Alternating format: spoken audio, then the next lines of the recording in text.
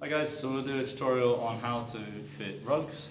Today we've got two different types of rugs we're going to look at. We're going to look at a light sheet and a quilted stable rug, and how do we fit this on correctly and safely. This would typically happen either in morning stables or evening stables, depending on the weather conditions. Weather conditions determine what rugs you put on any time, of course.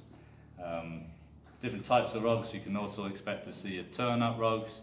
However, the steps and procedures on putting light sheets, a stable rug and a turn-up rug are virtually the same steps. So, again, when I go in to approach my horse, I'm going to go in on the left-hand side, guide the horse's head back up, rope over my shoulder, hold him on top of the nose, putting the head collar through his nose, head strap over the top, secure it, checking the fitting. Yep. And again, I'm going to tie him up the back of the stable. Pushing him away. Just that. At the back of the stable, we're going to do a quick release knot, which you will see in many of the videos. Now move the horse over. So usually when you're applying rugs at evening stables, you would have done a full groom, had the horse inspected and checked before applying the rugs. But again, we're just looking at how we apply them here in this instance. So the first rug I'm going to retrieve is the light sheet. Now, rugs come in different sizes and different lengths. Some rugs fit horses better than others. So, the way to fit a rug and do this without using the door, I need to have the belly straps folded into the middle of the rug. So what I do is I pass the back of the rug, where the hindquarters are, to the front of the rug where the withers are, and I'm going to grab the straps with my right hand, and then I'm going to fold them into the middle, like so, so they're out of the way. So when I apply the rug over the horse's back, it's not going to slap his belly. So again, I then want to match the back end with the front end.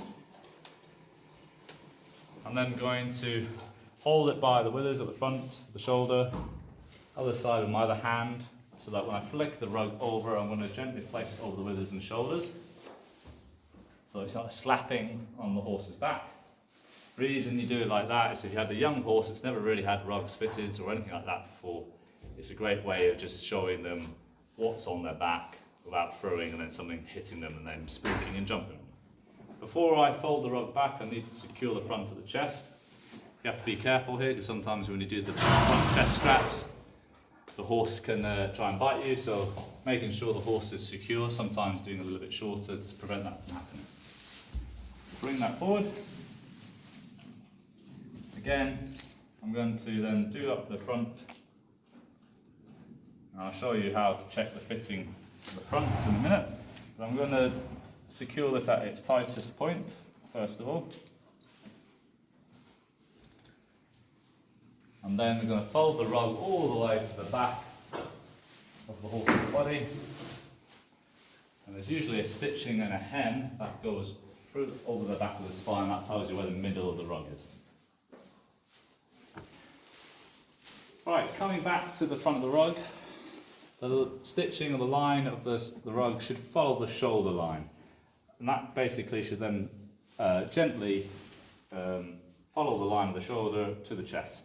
If it's hugging down below, that can mean it's too big. Or if I'm having to pull this back, and you can see if I pull it really back, you can then apply pressure onto the horse's withers as it slips back, causing pressure points. So it shouldn't sit that, it should follow the line nicely around the shoulder. Again, I should be able to get my hand and follow that through. Now this is already on its shortest setting, so in my personal opinion, this rug is probably just on the slight size of a bit too big for him. But is it safe for him to sleep in tonight? Yes, it would be, but again, I'd probably go a size smaller. Next thing to do belly straps haven't fallen over is if they're still up in the middle, is to bring them down. Again, when I'm going around the horse, holding onto the head collar so it doesn't bite me, I want to check here the straps aren't twisted and everything here is lying flush.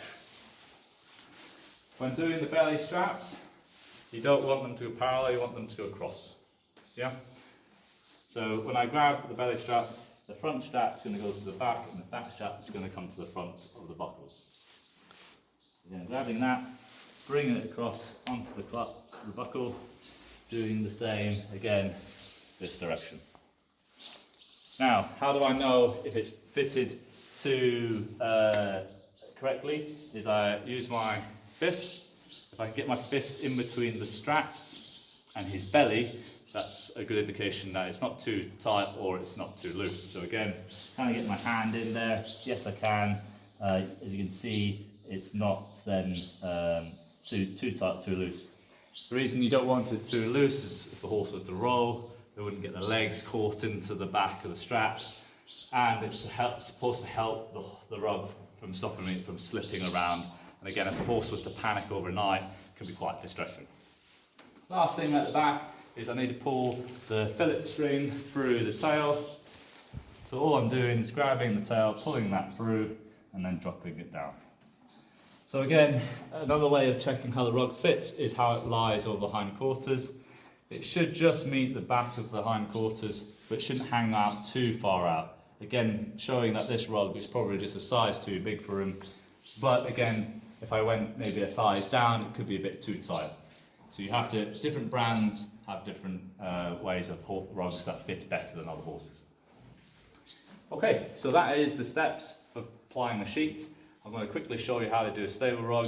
It's exactly the same steps in part 2.